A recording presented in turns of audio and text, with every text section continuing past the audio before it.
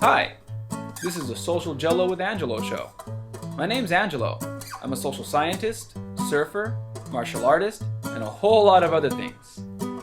Coming to you live from Kasai City, Japan, the Social Jello with Angelo show. What's up, and welcome to another episode of Social Jello with Angelo podcast.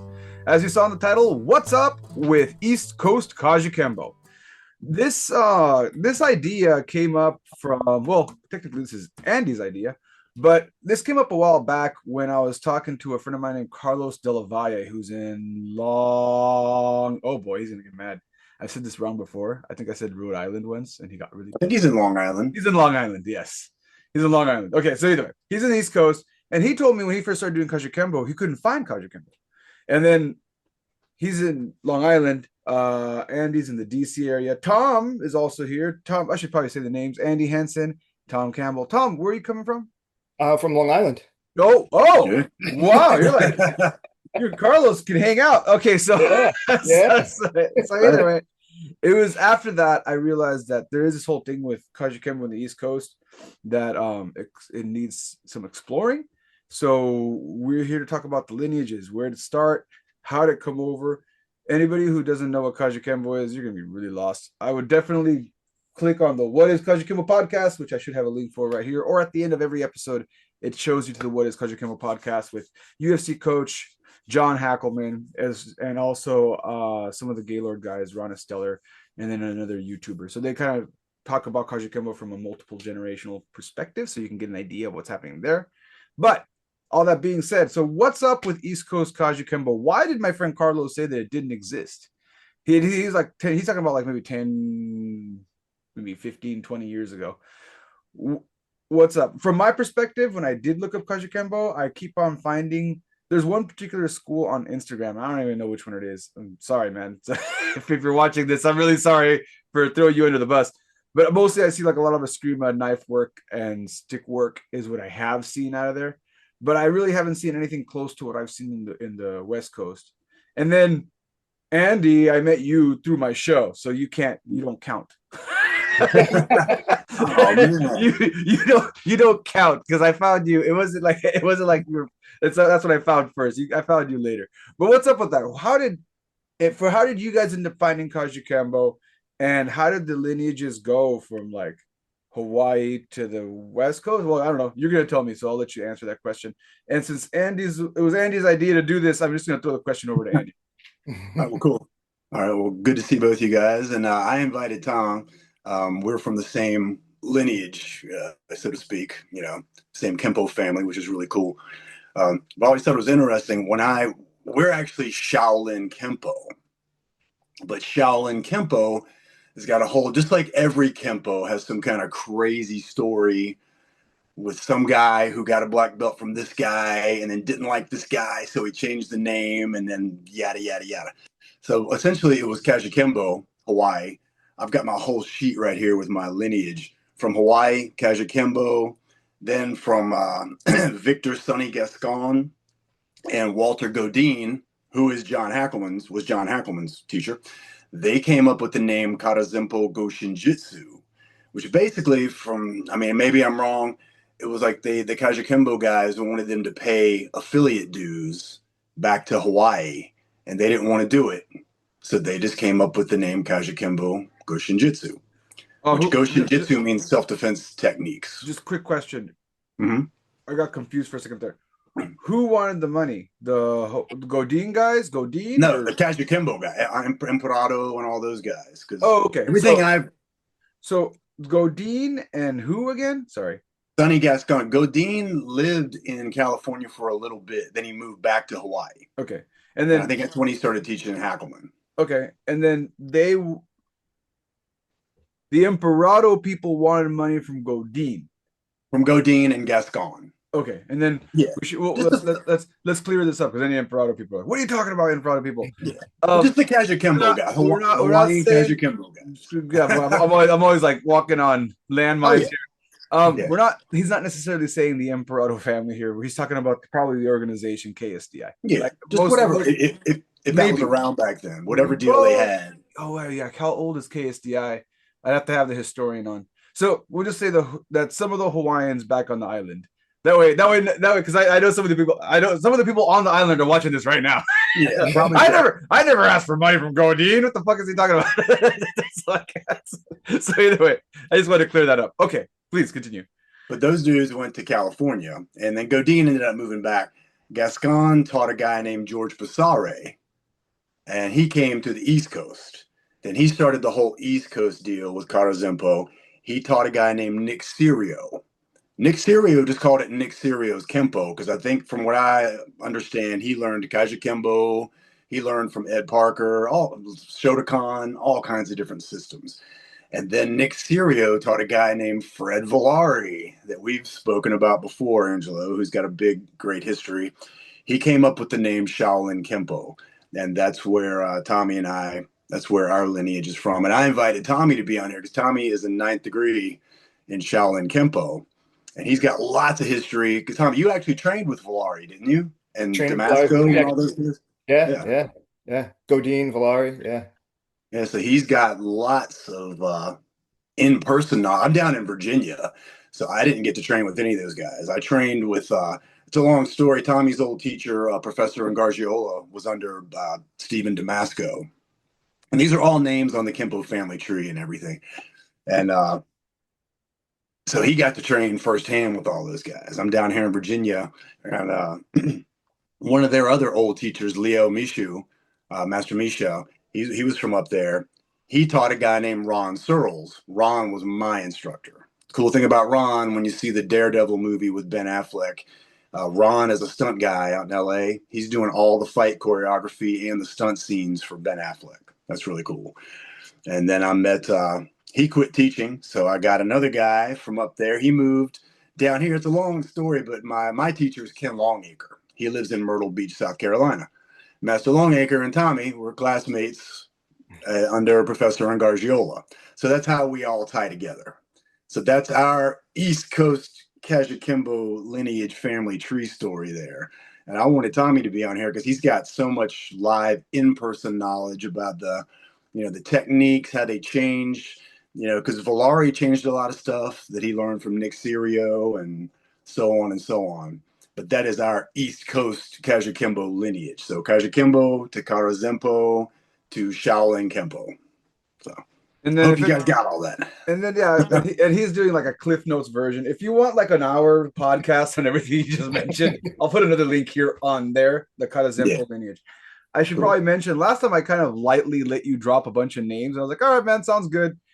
And then a bunch of people in the comments were like dropping more names and like so and so, and how come so and so isn't mentioned? And he's not. No, I just kind of sat there and gave this react to everything because I had no idea what the fuck they were talking about. But so like, because I don't have a dog in the fight. So for some reason you're like, I don't know. There were some people that I had no idea what they were talking about. But I will mention this: was Villari the guy who went to China and came back like? Suddenly, like he was a kung fu master. Is that the guy, or is that a different guy? Go ahead, Thomas. That might be Damasco. I think you might be talking about, but who? Steve Damasco. Steve Damasco. Okay, yeah. I don't know. I just know that there's some guy. Yeah. I just know some real. There's this guy. I keep hearing stories of this dude who went supposedly to China to train at the Shaolin. That was Villari. We don't know if he really did or not. He said he went to China. He got either 1st or 2nd degree from Nick Serio. And he's not the guy with the 10 stripes, right? He's not like the 10th degree guy that's got like 10 stripes on his belt. He passed away a few years ago. He actually had more stripes than that on his belt. Okay. All right. So he is that guy that they have that 15th degree. Because I want to say there was a dude that I think you mentioned him, and when I looked him up, they actually have a meme of the guy because he had 15 stripes, and the jiu-jitsu guys were clowning on him. Yeah, totally. It was that guy. Okay, just probably because someone got. I said that they got mad. Oh, it wasn't. He really did go and study. I don't know if he studied, man. Like I only know what the internet shows me. Okay, so like I saw a meme and I looked up the name, and I'm pretty sure it was. Like I'll let Tommy chime in on this. All right, Tommy, clear this up. He was really good. Didn't he tell you guys all that stuff that he moved away and then came back and? Yeah, as far as my understanding was, Villari kind of, I believe he got up to fourth degree under Nicholas Serio. Don't quote me on that, but I think so. And then I think from there, he wanted to incorporate his, Shaolin, and whether he claimed he went to Shaolin or studied under people that knew Shaolin, and he incorporated that into the system, and that's where he added the title Shaolin Kempo Karate, just added the Shaolin in front of the Kempo to kind of give it a little bit more. He did a good job of kind of giving a nice backstory to kind of to sell it a little bit more, to people who didn't really know what, if mom or is taking their 5-year-old son to a karate class, they don't know what the difference is between Kempo, whatever, but you hear Shaolin, and at that time, like Kung Fu and things like that were popular. So it was definitely a marketing part of it also, because majority of it was Kempo and karate, Japanese style, not so much the Kung Fu part. There was some, but it wasn't, he claimed it was a lot more than it was. But and then from there, one of his students was Steve Damasco. Steve Damasco actually tested me for my second and first degree brown belt. And then Steve Damasco was teaching Leo Mishu and Tommy Gargiola, my two other instructors, and Andy and I shared instruction with Leo Mishu. And Steve Damasco didn't like the way things were getting run, and he kind of went onto his own way and wanted to pursue more of the Shaolin part, and that's where he was the one that really went to the Shaolin temples and things like that, and kind of leaned way more into the Shaolin part. And then from there, Tommy Gargiola, my instructor, decided, he didn't like the way the Fred Villari organization was running and was going to break off also. Kind of the same story like Andy was saying. A lot of times is the instructors don't like the way things, are being handled, and then they kind of break off and branch off and do their own thing. And that's kind of like how we got there. Actually, Leo Mishu was actually, man, I was probably I don't even know, maybe probably seven, probably, yeah, 7 or 8. And I remember sparring one time in class, and everybody had partners, and I didn't have a partner. And Leo, it was like, all right, me and you are going to spar. And here's 7-year-old me sparring the head instructor of the dojo. And I remember he gave me a big fat lip, bloody lip. And I remember coming out of class, my dad picks me up. I get in the car, and I'm like, Dad, look at my lip, and it's bleeding fat lip. And he was like, oh man, you okay? I'm like, yeah, I love it. This is great. And he was like, okay. And that's how he knew, like, all right, you're just meant for this. This is. All right. Okay. So, all right. So that was a lot of information all in one. So let me I backtrack got a this. lot more too, but Yeah. He's got tons of good Yeah, stuff. so it sounds like there was a split, and I found the picture, and then you guys can verify if this is the right picture. Here, I found the picture. Do you guys see this? You guys see this right here? yeah, yeah, Yeah. So is this the right one? This is the I guy. can't see it. You can't that's see it. Villari. Oh, Yeah. okay. Yeah, All okay. right. Okay. All right. Cool. Yeah. So that was the one that I saw. There was a meme going on there. Okay. So And some videos, he's got this giant fat black belt on, where like it's crazy looking. Like got the normal width of a belt. He's got this giant belt with like giant, like 15 stripes going down. It's crazy looking, man. yeah, that's what it was. It looked, the one I just showed was like there was like 7 stripes on each side. Either way, but it sounds like there was a split from that guy even. So like even Yeah. so Yeah. where you guys are coming from is even a split from that dude. So there was that dude. If I'm following this as best as I can, because it switched hands so fast, so many times already. If I'm following this so far, Godin and the other guy that was Tony Gascon. Gascon went to the East Coast. Well, no, they went to the West Coast. They did Karazenpo Go Shinjitsu. Then they taught a guy named George Passare. And Passare is the guy that brought it all to the East Coast. All right, so he met Godin and the other guy, and I only recognize Godin, which is why I keep dropping Godin's name. And Godin passed away a while back, and that's John Hackleman, UFC coach John Hackleman's instructor. So that guy, and also Udine Sedeno, just to drop some big names in the Kajukenbo world. So this other guy on the side from that trained under them under something called Karazenpo. The drama behind that is that there was a point where they weren't allowed to use word the name Kajukenbo. I know you said it was because of fees, but it actually was more than just fees.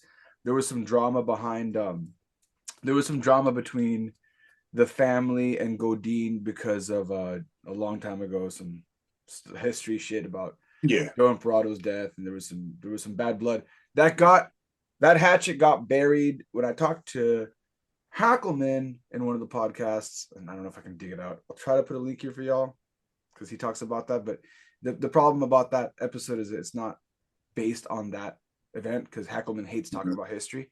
But but he did mention I pry him for history. Whenever I do, he's like, "Oh, you should talk to my other black belt. He knows that stuff. I don't care about that stuff." Yeah. But on that episode, he did mention that they buried the hatchet per se around the 80s, maybe even 90s, because Chuck was already the kickboxing champion and already starting his UFC stuff, and like maybe even the UFC champion at that point. Mm-hmm. And Godin was still alive. And he showed me a picture of him, Emperado, and Godin. And they kind of they brought him back into Kajukenbo at that point. So historically speaking, with your timeline, I don't have to guess. This is before all that. So it was during that time where they were kind of doing their own thing under the Karazenpo name. Mm-hmm. That splits off, turns into Shaolin Kempo under this 15th degree Villari dude. And first it goes to Nick Serio. Oh, first it goes to Nick Serio. Nick Serio's Kempo, and Nick Serio taught Fred Villari. Okay, so Nick Serio goes to Villari. Yeah. We're still not particularly sure which is the guy that went to China and came back and announced himself as the Grand Shaolin. Villari, that's pretty much Villari. We're pretty sure it's Villari. All right, Master Misha told me years ago, like we've got these combinations. Basically, our curriculum from white to black is the Karazenpo Goshin Jitsu curriculum that came from Kajukenbo. Okay. Everything black belt and up was made by Villari. And we've got combinations. I mean, Tommy could probably fill in on this too. Most schools, you have combo 1 through 26 up to black belt that are supposedly, even though to me I've seen them, they look different, but they're based on the alphabet techniques of Kajukenbo. That's why there's 26 of them. Yeah. Villari supposedly made 27 to 108. I'm getting all this. This is what Master Misha told he was using uppercase ABCs and lowercase ABCs. That's mixing them pretty much. Yeah, so he had all these combinations. He made up to 108. Because when I first started, 108, man, he started using 108 self-defense. Cursive, Old English. Pretty much. Tommy might know all 108. I actually learned up to like 70 some. Then I was like, man, I don't need all this. I'm trying to get my black belt in BJJ, which I got. That took forever. I'm like, I don't need all this material. But I remember years ago, I was always told that the combinations came from the Shaolin Temple because there was 108 rooms in the Shaolin Temple. And you have to there's dummies in there. And you have to be able to beat the dummy in each room. Because Ron, my old Kempo teacher, Ron Searle, he told us all this. And I'm like, that doesn't sound right to me. But, whatever. Okay. I asked Master Michel one day.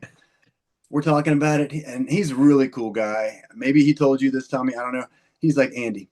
He's like, all that's bullshit. It's stories that Villari made to popularize the system in the school. So, basically our white to black, those 26 combinations or variations of old Kajukenbo techniques. Everything else I've heard was made by Villari. Whether he made it up, got it from a rogue Shaolin monk, or went to China, who knows? But yeah, he's the dude with the story. Well, what definitely really happened was Tom was 7 years old when a grown-ass man punched him in the face. That's right. He got a bloody lip and said, "I love it, and I'm going to keep doing this." So, why do I mention this? Because a lot of people get caught up in the lore, right? All this stuff, they love to fluff shit up. Like what the story of Kajukenbo was 5 masters, a judo master, a professional. This is what I was told: a professional boxer, and a judo master, and a kempo master, right? And a karate master, masters, mind you, all of them. So this is like a great Hollywood flick. Like this, they're on this mountain. And they're training and they're developing this unbeatable art called Kajukenbo. That's what I was told. And then when you actually look into it, it wasn't that. But like, there's always the lore. There's always the legend. There's always that law. And that's what I was saying, like Villari built that. And back in the 80s and early 90s, we didn't have that internet, and we didn't have, like we were like I was a kid. So when I was that 7, 8-year-old, they're telling me I didn't know Master Leo like you did, Andy, at that point where he's not going to come up to me as 7-year-old and some of this lore bullshit or whatever. So I'm sitting there believing everything, right? And I'm just like, yeah, all this stuff is, I'm going through the Shaolin monk stuff, and you're going to learn 11 hands of Buddha, and no one's ever going to be able to punch you, and you're going to be able to block, and no one, you're invincible. All this stuff. I mean, they used to be. You couldn't look up techniques back then. Like you couldn't look up online. They would tell us to turn around. Like if a higher rank was going to do a technique, they'd be like, turn around, face the back wall. Okay, show us your, whatever technique, and then you could turn back around. Like that's how it was. They kept it very, kept that mystique behind it. So I never knew that. That's crazy. Man. Yeah. I was at a Choi Lee foot place when I was younger that did that kind of stuff. Like the white belts were not allowed to train with the higher ranks. If you went over material, they had private lessons done in small private rooms, so you would never see what the other people were doing, and you were told in these private rooms that you were being taught different stuff because you paid more, and that's why you're getting this like hidden knowledge. And they did something very similar to what you're talking about, Tom, where like they had this whole mystique thing, like, oh, we don't know what the upper ranks are doing, and right. And I asked about sparring, and they got mad. So like they got mad. I said, when do we start sparring? And they're like, oh, you can't start sparring until after a year of training. And I was like, oh yeah, all right, sounds good. Like, but like, because someone can die. I forgot that you might the technique we just told you. We don't want you to break someone's arm and give them a compound fracture. That was their story. But anyway. And just to add to Andy a little bit too, because those first 26 combinations from Fred Villari's or from Shaolin Kempo Karate were supposed to be, like we said, mimics or very similar to the alphabet techniques. At one point, Adriana Emperado was actually, we took a seminar with him, me and my instructor. My instructor was so excited, Tommy Gargiola. He was like, listen, we got to go. He's like, the seminar is going to be focused on the alphabet techniques. And he's like, I want to see if they really truly are similar to what these techniques are. And I was like, all right, let's go. Let's see if our 26 match those 26. And we took a seminar there, and the 26 did not match. Did not match our 26. Some similarities. Well, hey, to his credit, that happens even within Kajukenbo. So. Exactly.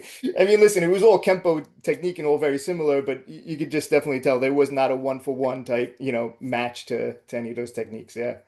And again, like this has to do with the nature of Kajukenbo. Like if you look at Kajukenbo now, even within the Emperado method, a lot of the guys, even the Emperado method guys, and I'm supposedly very close to the Emperado method guys. I found this out recently when I talked to Carlos Bunda, who's tied to the Kajukenbo guys, the Kinjis, and we were kind of talking on camera and off camera about my instructor's instructor, Shizwell Abad, who passed away. Rest in peace. He passed away a long time ago, but he trained with Gary Forback, who trained directly with Emperado. So that's when I found out that a lot of our system is directly Emperado. I had no idea because, again, I was telling Andy off camera, I didn't care about getting a black belt, and I didn't care about that shit. I kind of still don't. Ooh, that's gonna get me in trouble. But anyway, so again, this what you're saying about this makes sense to me. Some Kajukenbo guys get really upset, and then for anybody who's looking out, if you stuck around this conversation this long and you're doing like jujitsu or some shit, and you're just like, I knew it. I know that all karate is bullshit and it's all crap, and all Kempo karate is BS and bullshito. Hold your horses, because when you look into the Gracies, you're gonna find very similar lore. Undefeated, beat every single guy, and then when you look into it, you find out that the Gracies were doing fixed matches with the catch wrestling community. And a lot of the catch wrestling beef between the Gracies, the Lucha Libre guys, and Gracies was almost all of it was manufactured to try to boost the Gracie name. So do you have the same shit? Like, you have the same shit going on. Yeah, you get everywhere. What really at the end of the day makes all this on 2025 with the internet real? Well, what's real? Well, Chuck Liddell is a real UFC champion. Alex Pereira is a real UFC champion.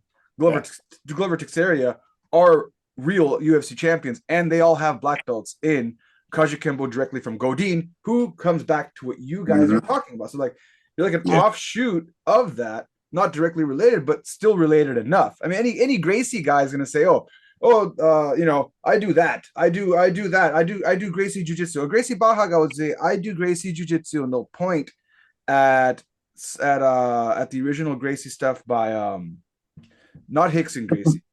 Who's the guy in the UFC? Oh boy, Hoist. Was it Hoist? Hoist, yeah.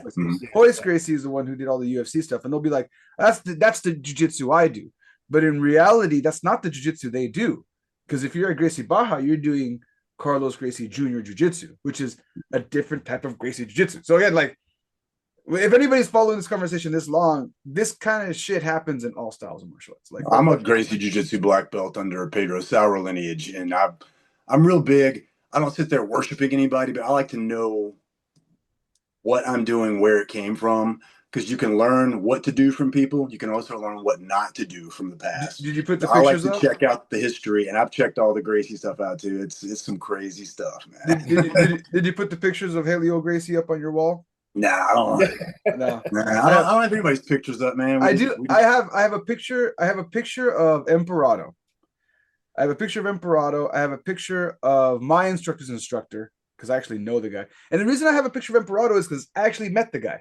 So like, it's not like I have a picture of someone I've never met, and I don't make people bow to it or pray to it or burn incense to it or whatever the hell people are doing to pictures nowadays. I have a big picture of Tommy on my wall. Oh, nice. Yeah. Can you send me one? Now that I've met Tommy, I'm going to put him up there. I'll make people burn incense. Like, he's not even dead. Just burn the incense anyway. Right. When I was under Fred Villari's, Shaolin Kempo karate, we would have to bow. We started and ended every class bowing to him. Like, there was a picture on the wall. We had to bow to the instructor, bow to the American flag, and bow to Grandmaster Villari. That was Yeah. No, I mean, I'm sure. I'm trying to remember. Did they make us when I was at the Gracie school? Did they make us bow to the picture? I think one guy did. I can't remember. But there's definitely people do that. People do that. You were talking about Godin and Hackelman. When I went to the pit in 2009 to get a certification from Hackelman, and this is another reason. Like, I know, Tommy, you still call it Shaolin Kempo. I just say Kempo karate. Man, when I went to the pit, Glover wasn't even in the UFC back then, but he was one of my coaches out there. And they were looking over the list of all the students, and we had to say what our style was. And he's like, Glover's like, who's this Shaolin? Who's the Shaolin guy here? And I'm like, and I was like, well, I'm Shaolin Kempo. And they're like, oh man, show me do the back flips and the splits. And I'm like, no, I'm Shaolin Kempo. We're Kajukenbo lineage. He did not understand it at all. Yes. And then I'm talking to Hackelman about the combinations, because supposedly Godin made one of our combinations, combination 4, which Tommy can tell you, combination 4 is a kind of a controversial one because it's got some wild stuff where you're jumping, you're landing on your opponent's face, doing all kinds of stuff. Supposedly Godin made this combination because he thought it looked cool in demos. I'm showing it to Hackelman. He's like, if he made that, he's like, that's bullshit. He's like, if he made that, he just did it for a demo just because it looks cool and he's jumping all around. Because Godin was like, punch him in the face and kick him in the nuts. And I was just like, yes, sir. Again, I'm told all these different, legends. And then Hackelman was like, that's just crap. And I was like, yeah, yes, sir. If you ask Hackelman any historical questions, like, I don't know. Ask my other black belt. He always he'll refer you to the black belt. I don't know. He's probably talking about Adrian. No, I don't care. He's always referring people to oh man, the reason I'm not saying his name is I'm gonna fuck it up because I know the Vato. Guy. Not Vato. It's Adrian is Vato. He was the one sitting there with Glover, and they were like, "You're Shaolin." I was like, "I'm not a Shaolin monk. It's Shaolin Kempo."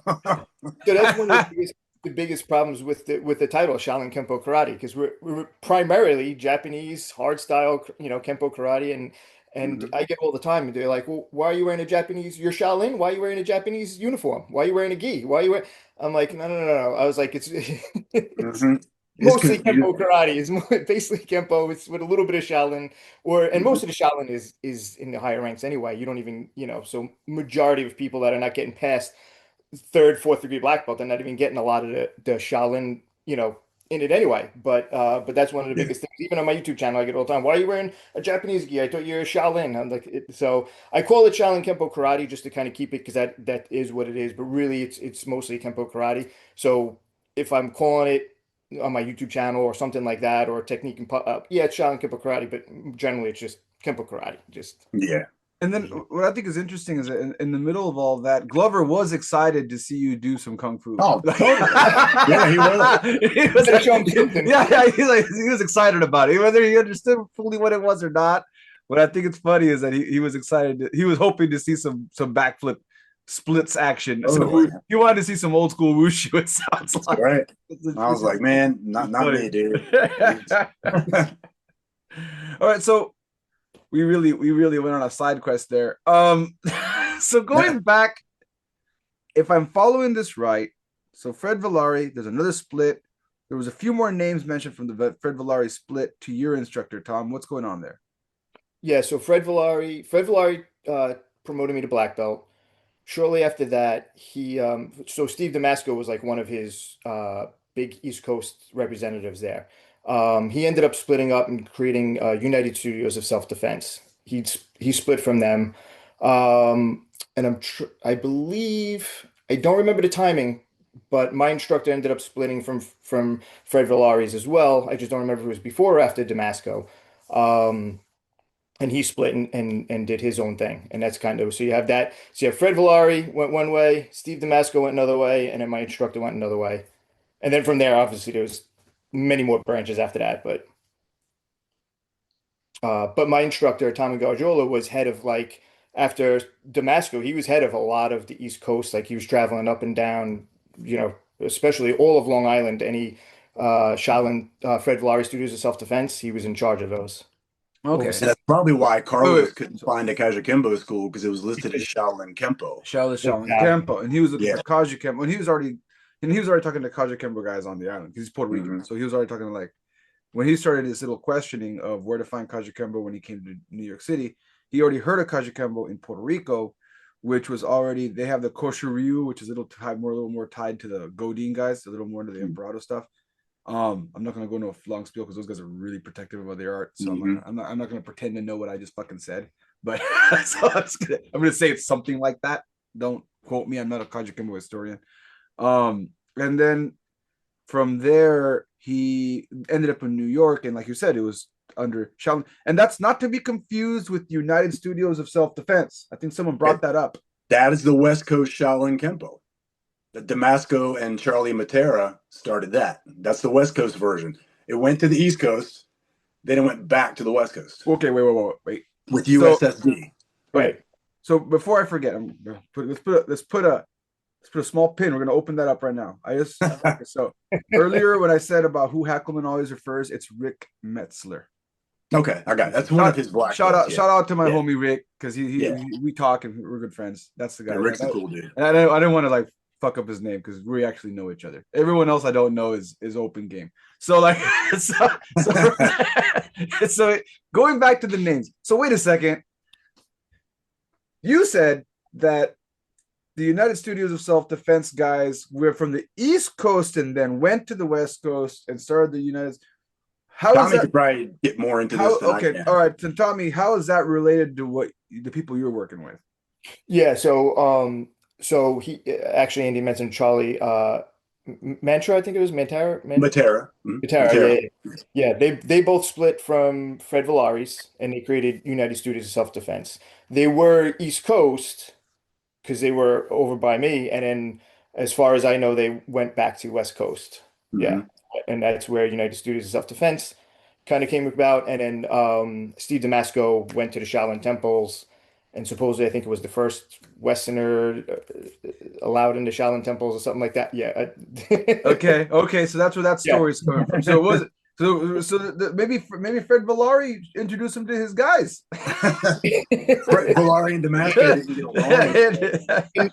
And that's the thing is like Steve Damasco's side, he really leans into the Shaolin part of it, where my instructor, when he split, leaned more into the Kempo, Kajukenbo, more side of it. So, And then from the sounds of it, it doesn't sound. And oh yeah, that's another thing I was gonna say is I had another jiu-jitsu guy on my show a while back. He runs the BJJ after 40 over. He gets really mad when I fuck this kind of stuff up. If he sees this, he'd be upset. After 40, I think the page that he runs. Shout out to him. Yeah, it's either over 40. It's after 40. I'm pretty sure it's after 40. If not, it's over 40. Yeah, it is after 40. Right? So he was talking about his background in and one of the gyms he worked out in the East Coast is in the East Coast too. Kempo, kickboxing, and I bet if we follow that little lineage, it's going to come back to your guys too. Probably so. Going back to what you mentioned, if I'm following these lineages correctly, the Shaolin people in the West Coast, they didn't go bankrupt because I thought I announced they went bankrupt. They got mad. I said, we're not bankrupt, we're still around. So I'm like, all right, cool, you guys are still around. I didn't know that. USSD is still around. Yeah, okay. And then Damasco's still part of that, and I'm not sure. I don't think so. I think it's all Matera. Yeah. And then another thing they're out there in California and the West Coast. And they're tied to like a bigger organization and investors and stuff. Right. That's why those combinations I told you that we have, those 26 combinations where we call them combinations, they call them DMs or defensive maneuvers on the USSD. So. Okay. I just know that when I saw their tree, it went up to some guy in China. Like when I saw their tree back then, I don't know what's up now, but right. the one that I went to, their tree went up to some guy in China, and I only went and asked a bunch of questions. I've said the story so many times in the show. And Andy's heard it. Did you go there trying to pick a fight with the teacher? I went there after a few drinks and a little too much partying and tried to start shit with the teacher. And I thought my instructor would think it was funny. He got really mad. And then I had to come back sober and apologize, which was oh man. Woo. Talk about I get anxiety reliving that in my head.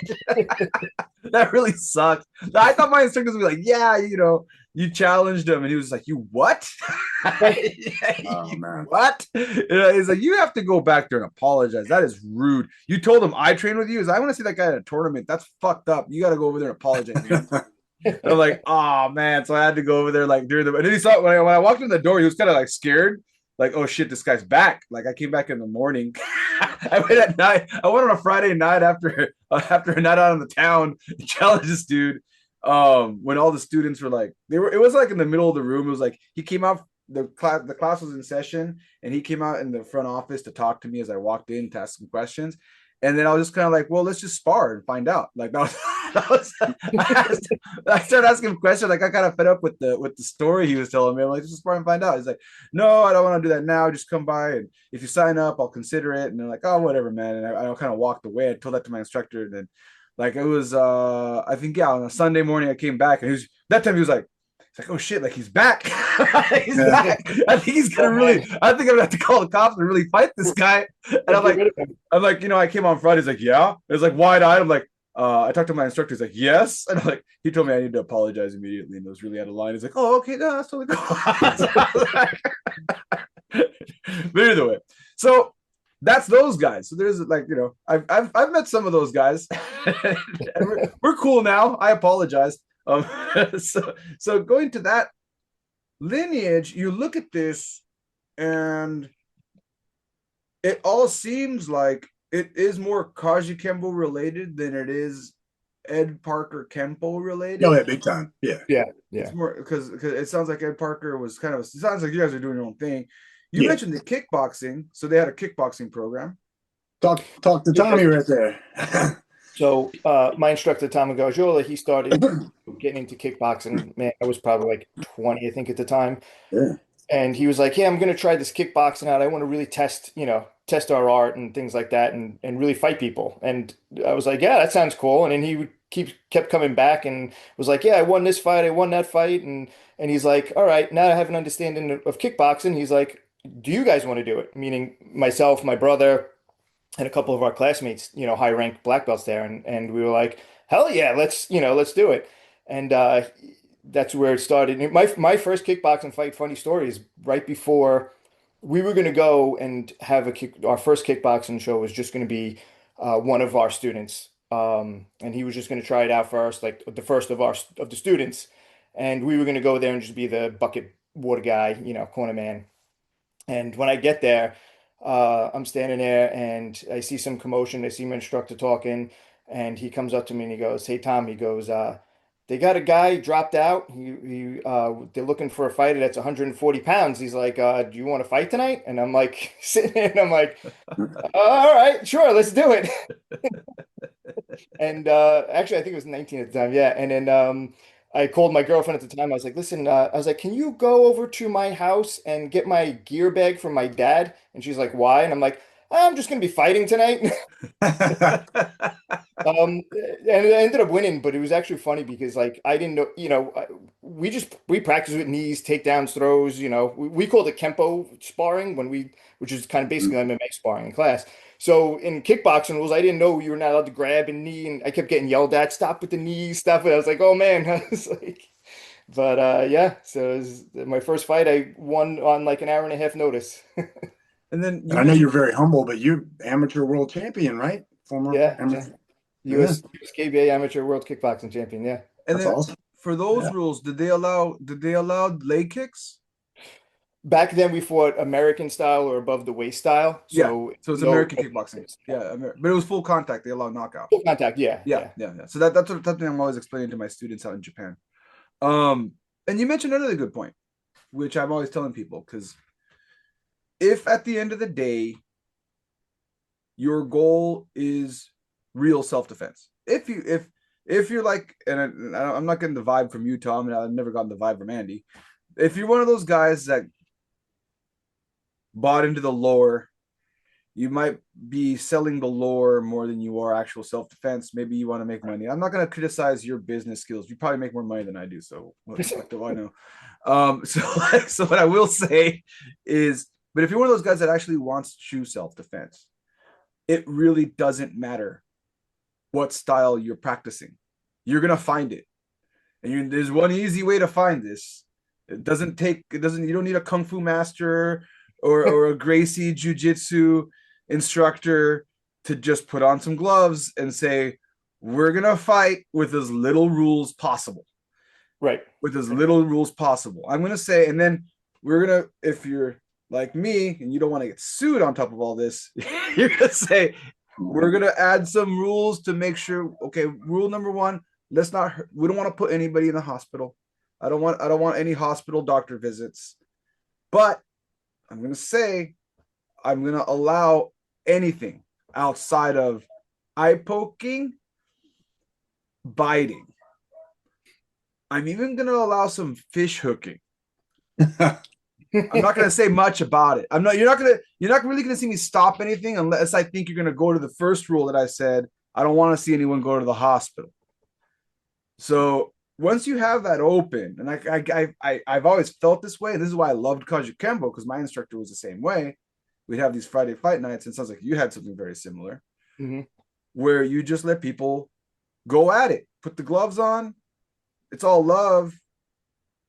But at the end of the day, they're going at it, and maybe you didn't practice submissions the way a Gracie Jiu-Jitsu person did, but we allowed it. Like if you could take the guy's back and choke him out, go for it. If you know an arm bar, go for it. Shoot it out. I saw people tap into arm bars. I saw people tapping. I just didn't see them tapping to more advanced techniques because they didn't know them, like leg locks, heel hooks. I didn't see anyone getting anybody in a Kimura. I remember when I first started doing jiu-jitsu and I brought a Kimura back to my school. Like, oh, that's crazy, because they would have never really. A Kimura is not the kind of thing you just kind of stumble upon. An armbar you can, and a choke you can, but a Kimura or an Americano, these are the kind of things you actually have to train to figure out. But outside of that, if you let people bang, as my instructor put it, you're going to end up with a pretty effective self-defense structure. 100%. It's like that. Like if you look at it, my first fight, I was in shape. An hour and a half notice. I was in shape for a 3 round fight. Through the 3 round fight, using all the training that I already had, because I that's literally what I do all the time at the dojo. And there you go. Even if I lost, it still would have been. I would have had put up a good fight, and you know, And that's the belt behind you, if I'm not mistaken, right? actually, yeah, actually, Yeah, that's the belt behind, right? So, like, Yeah. this is something that I think the internet kind of discredits a little too much. Like, they get so caught up on the lore or the guys who are selling the lore, and they kind of forget that the people actually doing the work that don't care about that shit, like, they'll fuck you up. Like, you walk into one of their schools, you walk up to that guy, tell him he doesn't know what he's doing, and you're just kind of an internet troll who just kind of thinks you know what you're talking about. You get fucked up. Like, it's not because you actually did train. You actually did do the work. Like, that's kind of right. what comes with the territory, and that's why I don't get too caught up on whether it's Kajukenbo or Kempo karate or. And yeah, there's some, and I'm also going to openly admit there's some guys that are selling into the lore. Like they want the 24 stripes on their belt, and most likely they never fought anyone in their life. I'll tell you that they probably can't fight their way out of a wet paper bag. But that's them. Like, that's not me, and that's not Tom. That's not Andy. Like, I can tell you that right now.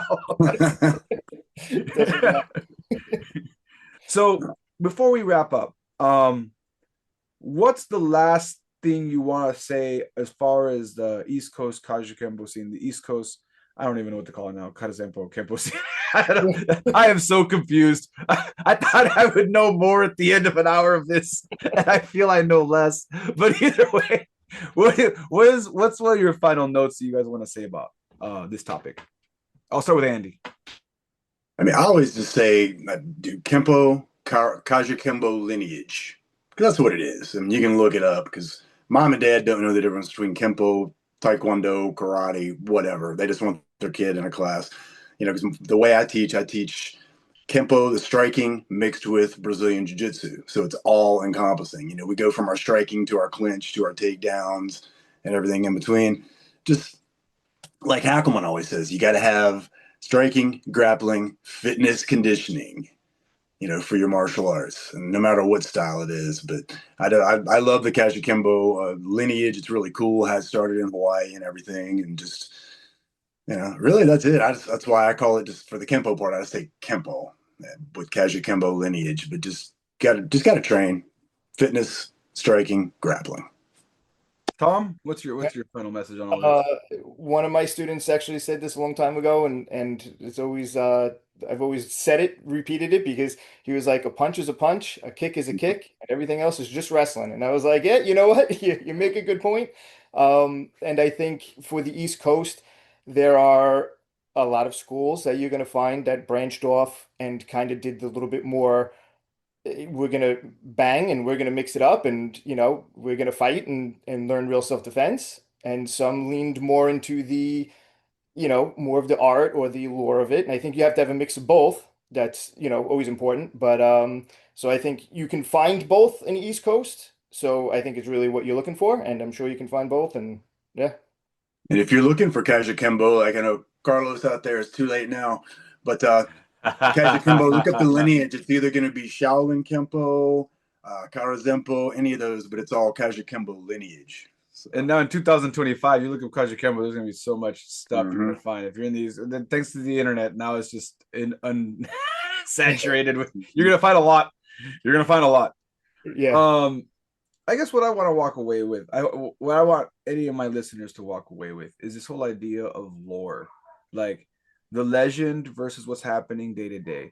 And I think a lot of people get caught up with that part. They'll get caught up and be like, well, that person said this, that person really did or did not do A, B, C, or D. They had the ABC techniques. They don't have the ABC techniques. They have Palama number 1 through 24. They have 1 through 5.